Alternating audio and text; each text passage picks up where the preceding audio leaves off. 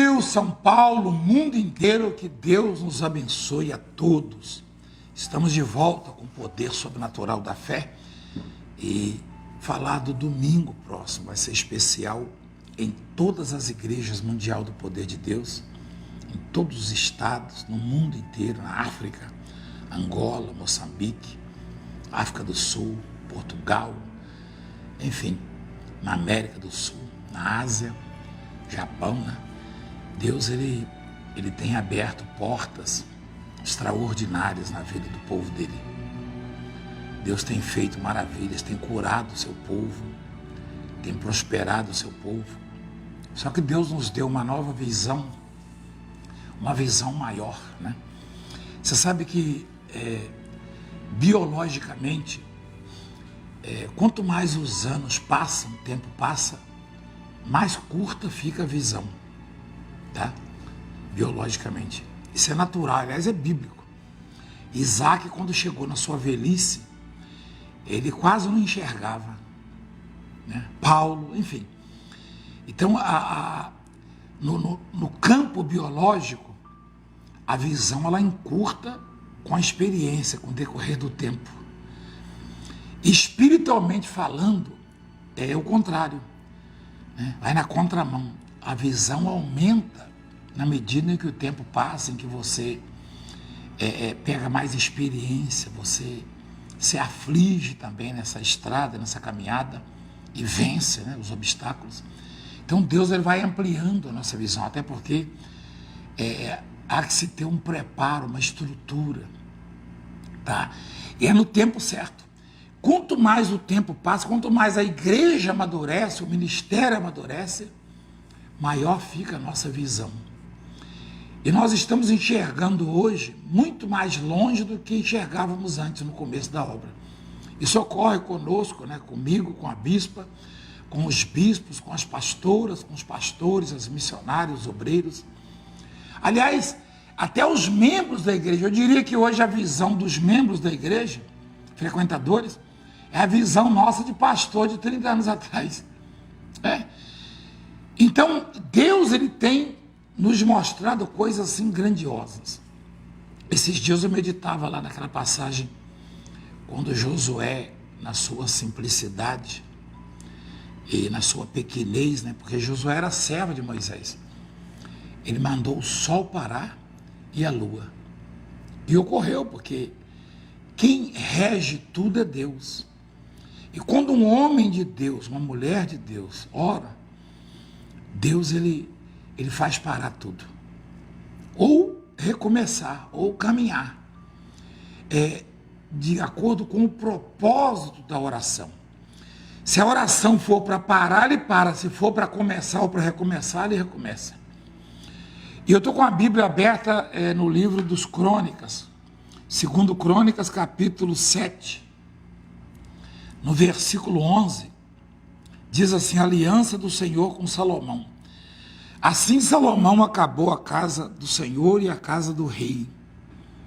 Tudo quanto Salomão intentou fazer na casa do Senhor e na sua casa, prosperamente o efetuou. De noite apareceu o Senhor a Salomão e lhe disse: ouvi a tua oração e escolhi para mim este lugar para a casa do sacrifício. Se eu cerrar os céus de modo que não haja chuva, ou se ordenar os gafanhotos que consumam a terra, ou se enviar peste entre o meu povo, se o meu povo que se chama pelo meu nome se humilhar e orar e me buscar e se converter dos seus maus caminhos, então eu ouvirei dos céus, perdoarei os seus pecados e sararei a sua terra. Estarão abertos os meus olhos e atentos os meus ouvidos à oração que se fizer neste lugar. Porque escolhi e santifiquei esta casa, para que nela esteja o meu nome perpetuamente. Nela estarão fixos os meus olhos e o meu coração todos os dias. Que coisa extraordinária, né? Imagina se Deus, na sua grandeza, na sua majestade, deveria se preocupar comigo, que sou tão insignificante, ou com você, ou conosco. Deus precisa de nós para quê? O que eu e você poderíamos acrescentar nas coisas de Deus, na obra de Deus? Nada, absolutamente nada. Nós vivemos do favor, das misericórdias de Deus.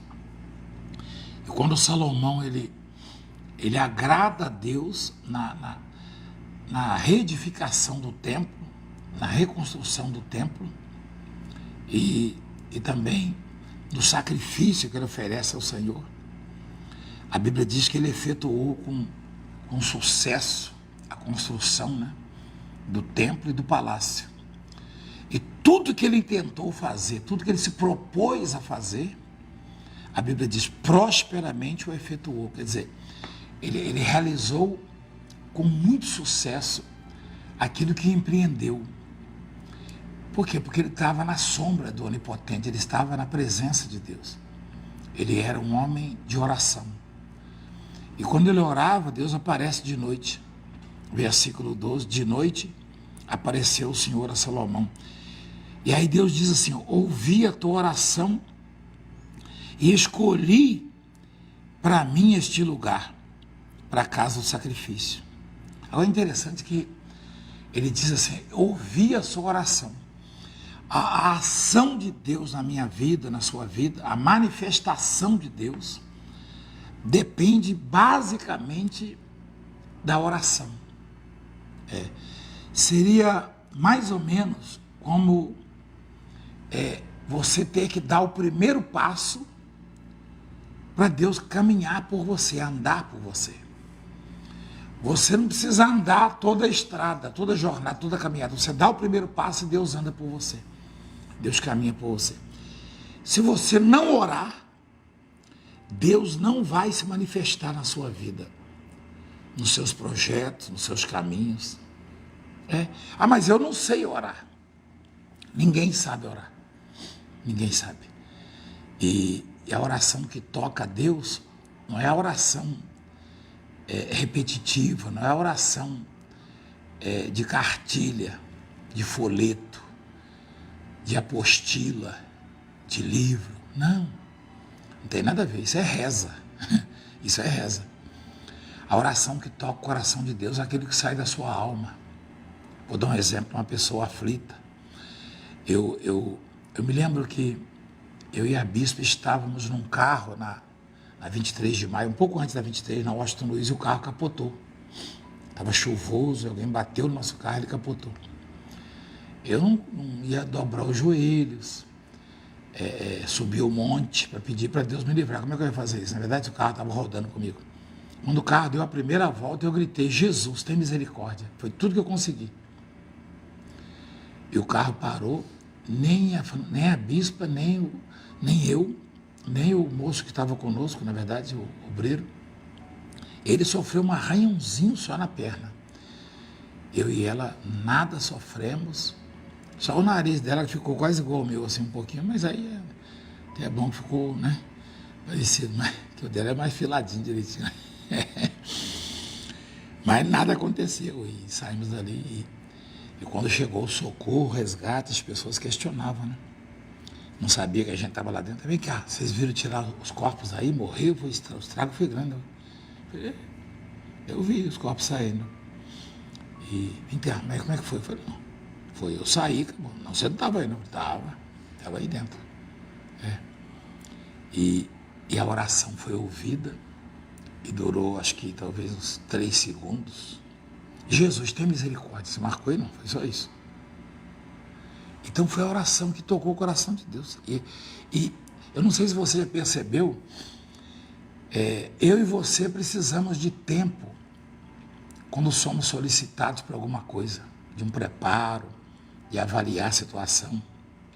Na maioria das vezes nem podemos ajudar. Só que Deus não. Quando Pedro afunda lá naquele mar, que ele repara na força do vento, tem uma expressão lá que diz assim, ele gritou, Senhor, salva-me. Olha só, acho que menor do que a minha ainda, a oração. E a Bíblia diz assim, prontamente. Esse prontamente sugere que full time, o tempo inteiro, Jesus está ali, de alguma forma, representado por um anjo, para socorrer-nos, para atender-nos, se por acaso orarmos a Ele acreditando. Se não orarmos, Ele vai deixar que a peste assole, Ele vai deixar que os gafanhotos consumam a terra, Ele vai deixar que a pandemia destrua tudo, Ele vai deixar que os problemas tomem conta. Porque Ele estabeleceu assim, é do jeito que Ele estabeleceu. Não é do jeito que você pensa que é do jeito que Deus estabeleceu. Por isso que nós vamos fazer na igreja os domingos de Josué, da oração. É a oração que para e a oração que libera as bênçãos, tá? A oração que constrói e que destrói. Destrói o mal e constrói o bem, né? Para o que estorva, o que tiver que parar, e reinicia aquilo que é favorável, que é bom. Então, Deus, Ele promete para Salomão e fala: ouvi a tua oração, escolhi para mim este lugar para a casa do sacrifício. Se eu cerrar os céus, cerrar é fechar, se eu fechar o céu. Quer dizer, muita gente não entende, na sua ignorância, fala: o diabo não está deixando chover aqui. Quem é o diabo para fazer chover ou para impedir de chover? Não é nada. Deus é quem fecha e Deus é quem abre. Exatamente. Se você vive uma vida desregrada, igual o outro lá, o cantor, pede lá para o pastor acabar com isso. Por que não vai lá então na igreja e orar e submeter a Deus? Quando o sujeito está lá na vida desregrada dele, a comunhão dele é com macumbeiro, é com idólatra, com todo tipo de imundícia. Quando a coisa aperta, ele se lembra de pastor? É isso? Ah, rapaz, aquela história, né, do sal da terra, da luz do mundo. A história do vagalume, né?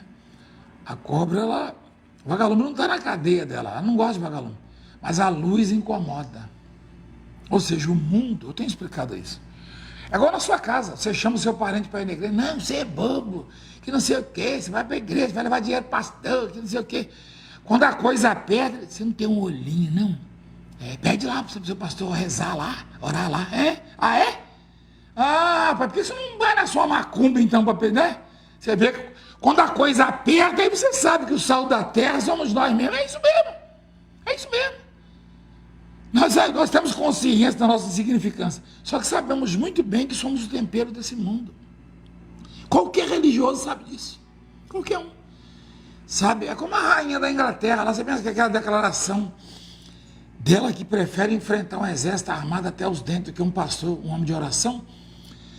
Isso não quer dizer que ela vive na igreja, não. Isso quer dizer que ela sabe muito bem, ela sabe na experiência dela que a oração de um justo pode muito em seus efeitos. Ah, igreja, a sua, a minha, a nossa oração vai mudar a história de todos nós. Esse ano vai ser diferente. É o ano da reconstrução e Deus falou assim: olha, se eu fechar o céu, e se você observar, é claro que é figura de linguagem, mas a sequidão, né, de bênçãos, a escassez de bênçãos no mundo, de coisas que mudam, que chamam atenção, que impactam, né? Não é todo ministério, não é todo lugar que você vê isso, não. Não é todo lugar, porque as pessoas ficam curiosas. Será que é verdade que a gente está vendo aí o leproso purificado, o paralítico levantou, o canceroso curado? Será que é verdade? Por quê? Porque está grande, a seca está grande nesse sentido. As pessoas já não vê mais as coisas acontecendo como estão na Bíblia. Graças a Deus, Deus tem feito isso aqui. Não que a igreja seja melhor, que Deus tem feito, porque nós acreditamos na oração e oramos. Então, domingo nós vamos orar. Vai ser basicamente de oração. Cada reunião vai durar 1h30, né? Se a bispo estiver assistindo agora, vai dar um sorrisinho, né? 1h30, 1h40. Mas vai ser eficaz, vai ser forte demais o que Deus vai fazer. E Ele promete.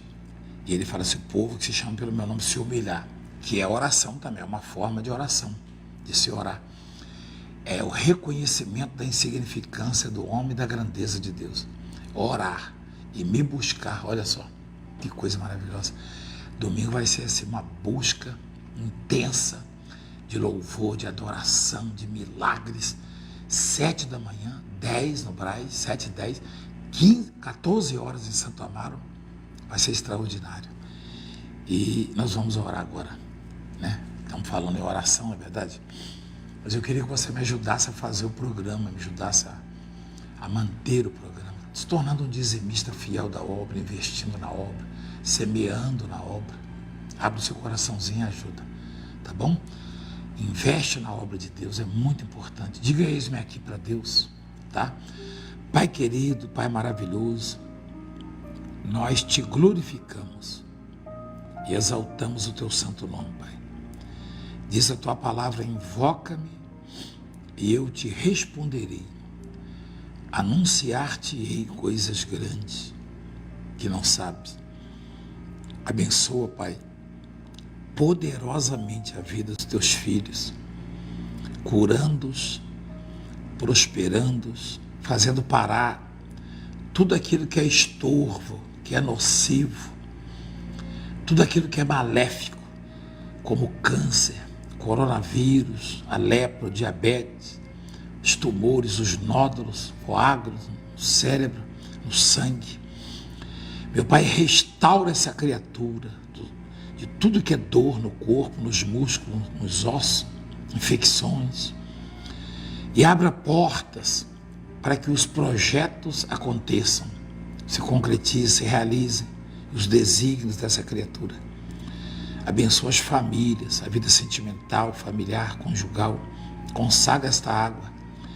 Quem beber, receba vida. Em nome do Pai, do Filho e do Espírito Santo, para a glória do Senhor. Amém. Beba d'água abençoada. Graças a Deus, estou contando com você, tá bom? Um beijo no coração, domingo às 7, às 10 no Brás, às 14 em Santo Amaro. Fique com Deus.